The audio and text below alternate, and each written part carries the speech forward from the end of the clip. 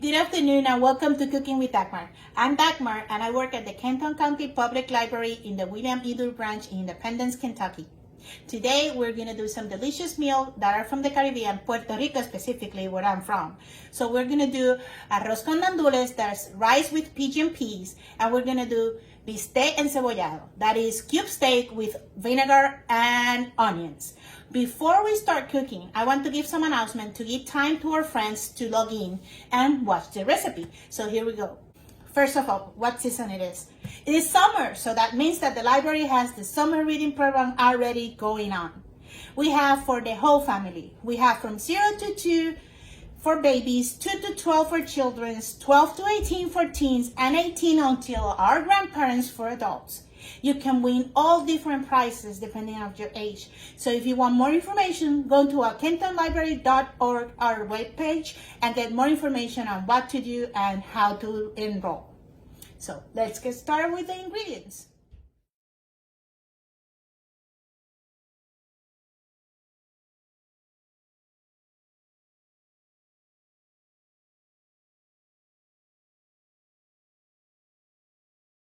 We're gonna need medium rice, 3 cups for this recipe. You can buy that in any supermarket. Pigeon peas, green pigeon peas. As you see here, these come in a can, but I drain the liquid so I can account that with the amount of water I will need in the whole recipe.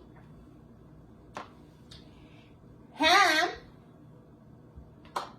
sofrito. Sofrito is a mixture that every Puerto Rican family does for a base for cooking, and it's delicious. I cannot find all the ingredients that I had in Puerto Rico when I do it at home, so what I am going to tell you right now is what I found up here that we can use. I use a bunch of cilantro, 1 white onion, 1 head of garlic, sweet peppers to your taste, olive oil. You're going to process all that in your food processor, and that is sofrito. This will be very savory and it's delicious. I have given to my friends up here and they sometimes eat it with crackers like it's a tapenade. So it's a very savory and good thing to have for all your dishes. Stuffed olives with pimento, tomato sauce, and sazon. This has some color to the food and some taste because you have some dry ingredients. You can buy this in supermarkets. And we will need 1 packet. So first, what we're gonna do is we're gonna put a little bit of olive oil in our caldero. Caldero is what my mom taught me to cook in. So I had to find this in Jungle Gym, but you can do this in a soup pan that you have at home and it will be equally delicious. Okay, in a medium-high heat, you're gonna put your caldero or your pan and you're gonna drizzle a little bit of olive oil. And then you're gonna put the ham in it. So you will cook it and it will release all that delicious flavor.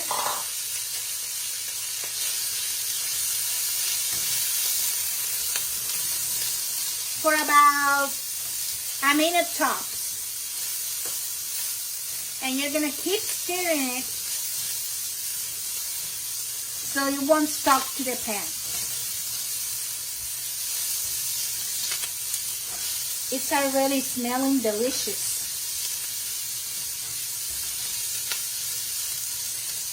Now you're gonna add your sofrito.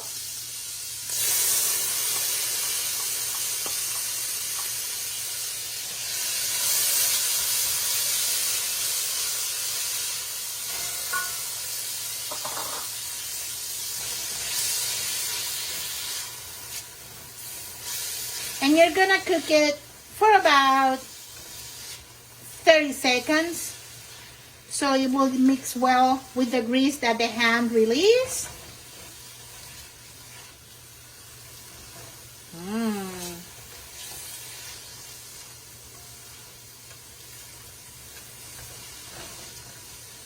Can you see all that flavor in there? Ooh.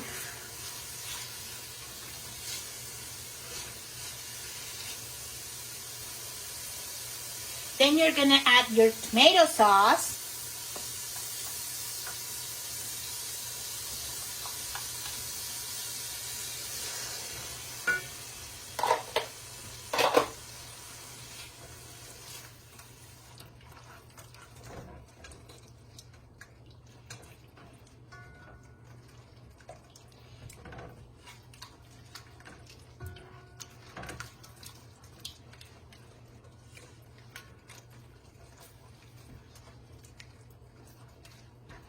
Wow.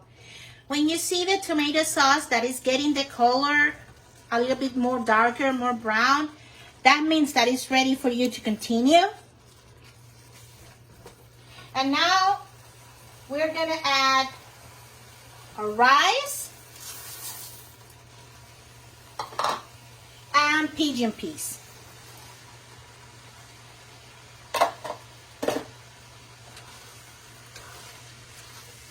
I remember growing up in Puerto Rico, my grandma made me grind down all the pigeon peas from her tree and sit down with a big bowl and just opening the pigeon peas and opening and just having a lot of that. So now that you mix it very, very well,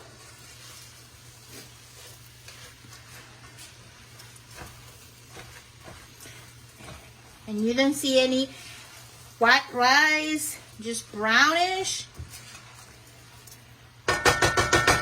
Now you're gonna add the water, the liquid. Remember that I drain our pigeon peas, and then when I measured that water from the pigeon peas cans, then I just completed the amount with regular water. So I have some here and the rest here. And now mix it really, really well.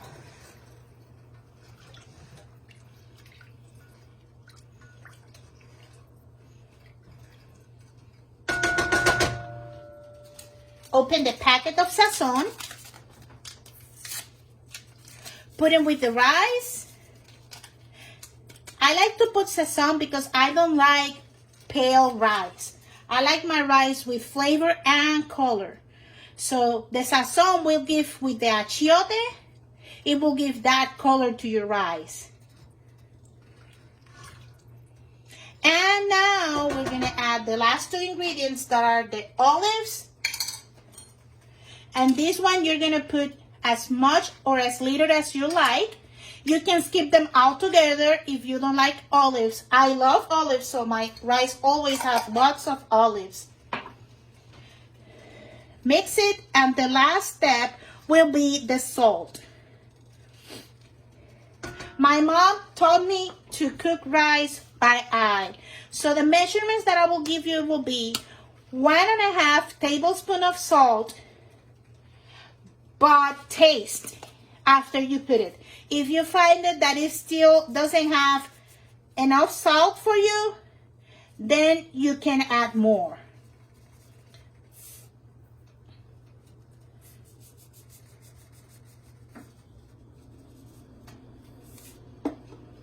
So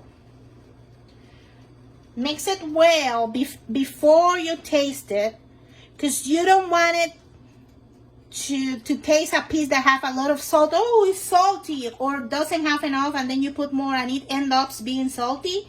So just mix it well, and with a clean tablespoon, grab a little bit, put it in your hand and taste it. Mine is a little bit more.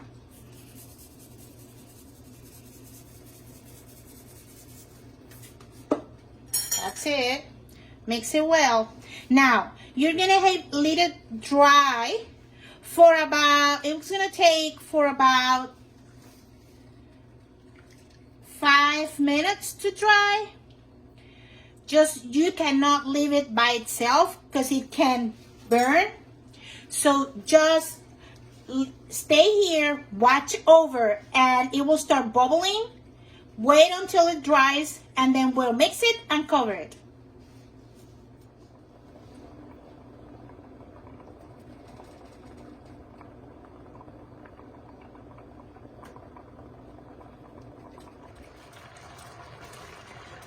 When you're watching it dry, you may want to check that it's not sticking to the bottom of the pan, because that way it can burn and then you will have that burnt flavor in your rice.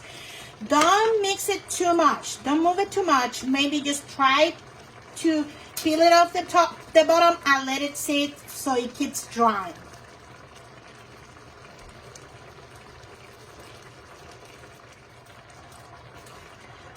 When you're watching it dry, you may want to check that it's not sticking to the bottom of the pan, because that way it can burn and then you will have that burnt flavor in your rice. Don't mix it too much. Don't move it too much. Maybe just try to peel it off the bottom and let it sit so it keeps dry.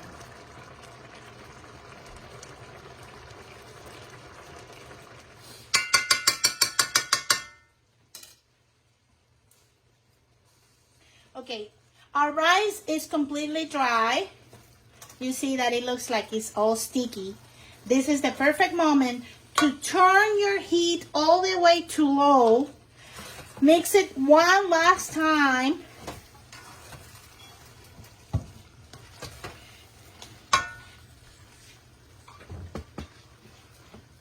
And then you're gonna cover it.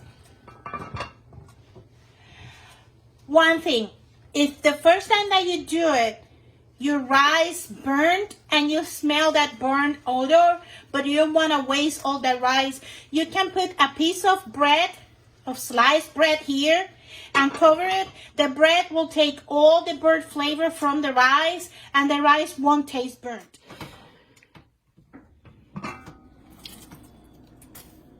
And after 20 minutes, your rice should look like this. The smell is delicious. So now we're finished with our rice. Let's start with the bistec.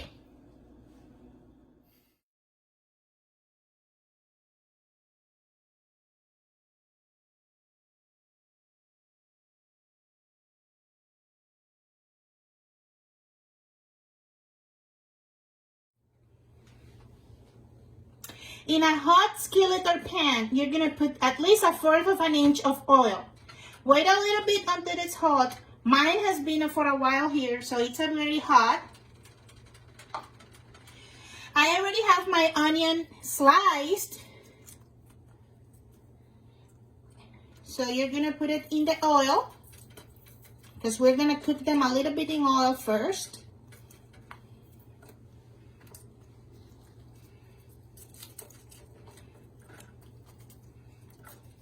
If you like onions, you can use 2 onions, but I'm using 4 cube steak and a large onion. You can use any onion, white, golden, or red. I prefer white.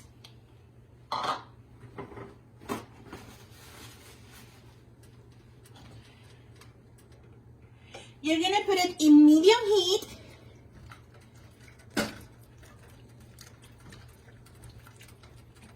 And you're gonna let them saute a little bit.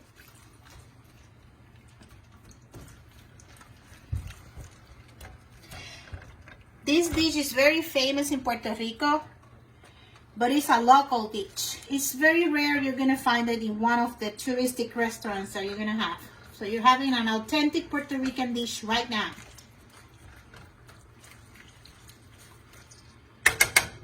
When you start seeing bubbling, you're gonna add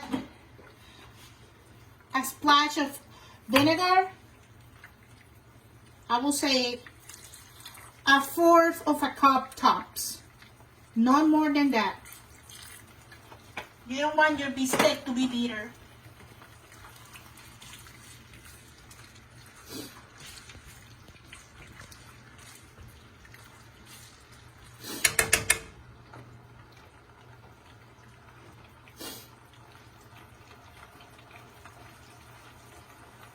Once it's like that, bubbling, you're gonna put your bistec on top of it.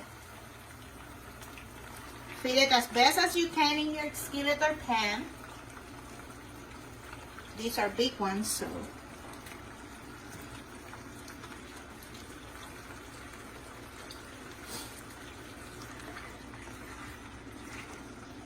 And here is where you're gonna start putting your adobo in. The adobo already has salt in it, so I don't have to add any salt or pepper because I already have it.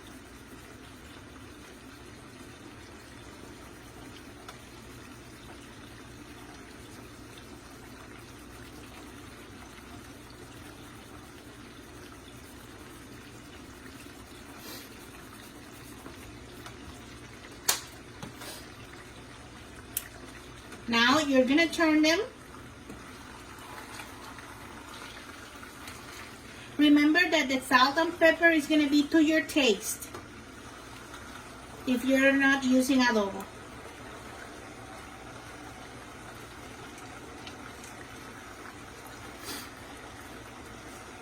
In Puerto Rico, some people add olives to this, but because my rice has so many olives, I don't put olives in my bistec.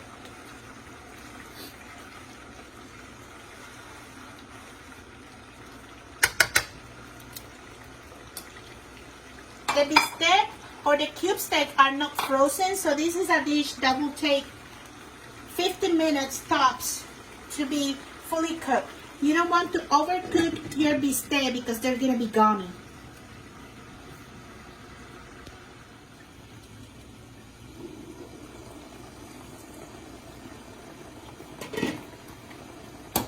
You're gonna want to toss it around, flip it over once or twice during the 50 minutes that it's going to be cooking. Cube steak tend to shrink, so don't get worried about it. Cover it again, and it's almost finished.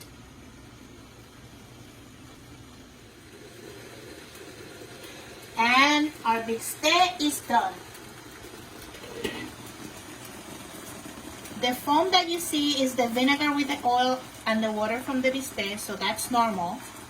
And our bistec is done. Now let's plate it and see how it looks. And we finish our plate. This is how delicious it will look like. This plate you can accompany it with tostones that are deep fried plantains, amarillos, sweet plantains fried, or a salad.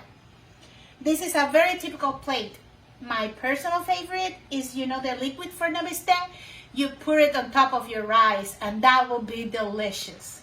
Thank you so much for accompanying me. Remember to go to our webpage, kentonlibrary.org, to see more events and programs going online.